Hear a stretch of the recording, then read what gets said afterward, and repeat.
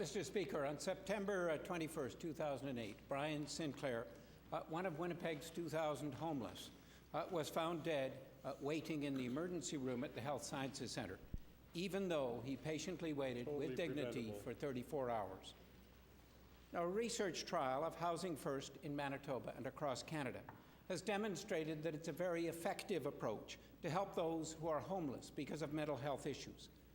I ask the government, with the Housing First approach showing such dramatic results, will they confirm today that the NDP will invest $2.5 million as the first step in implementing Housing First as a standard approach in our province to help those who have mental health issues who are homeless? Thank you very much, Mr. Speaker. Housing First is a strategy that we have implemented in the province of Manitoba. Housing First is our first demonstration project at the Bell Hotel, where we have been able to successfully house 42 homeless individuals and see great success within that. We know that the importance of the road to recovery happens when an individual has a roof over their head, a bed to sleep in, and the necessary supports that wrap around them. With those supports, we are seeing success. We are seeing individuals that have been on the streets for decades now finding opportunities for recovery, as well as looking towards education and employment and a much brighter future. Mr. Speaker, I beg to correct the minister. The fact is that Housing First was done as a research trial. It has not been implemented by this province. Gino D'Eustachio, who has been supervising this trial, has shown that it has very dramatic results to improve the lives of those who are homeless and to save dollars in terms of emergency room visits and other areas. Now, it's important to change from a research trial to a strategy which is actually implemented. And I ask the government, will the government now implement Housing First as a standard approach to help all those with mental illness who are homeless? I can assure this House that Housing First is alive and well in Manitoba.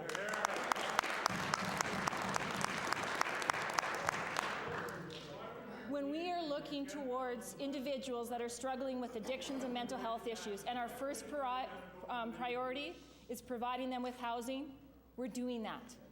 And as we're doing that, we're going beyond that. And we are providing them with the necessary supports, whether they're addiction recovery supports, whether they're mental health supports, whether they need supports short-term or long-term. We are there providing those supports. Other initiatives that we have are the portable housing benefit. We're able to provide a $200 rent increase for individuals, so they're able to stay in stable housing. We know the benefits of that. That's why we've committed to building more affordable housing. 1,500 more units in Manitoba has been committed across this province. There's no doubt in my mind that this government supports Housing First. Mr. Speaker, I know the government is embarrassed today because the recent report, in fact today's report, shows that BC has overtaken Manitoba, and Manitoba now is the sole child capital, poverty capital in Canada. Shame. The government should also be ashamed for not mentioning the homeless or the Housing First strategy in the throne speech.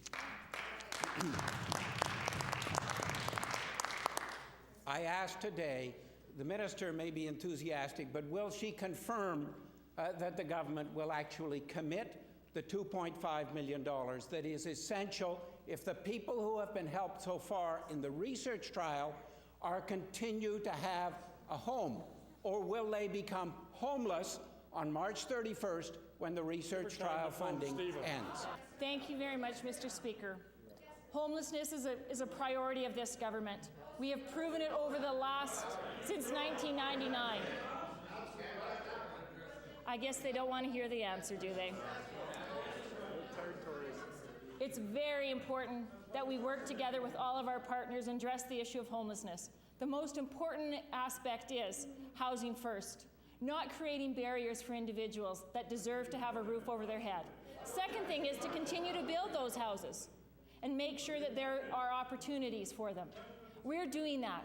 We continue to work with At Home Chez Soi as they develop their programs and see their success. We feel very promised about the success that the individuals involved in the project have felt, but we also are providing supports for many other Manitobans that have mental health and addiction issues, and we will continue to do that with our Housing First models, with our portable housing benefits, and with our partnerships with the regional health authorities across this province, providing those necessary supports so they can be successful tenants, as well as opportunities for employment and education so they may have a brighter future.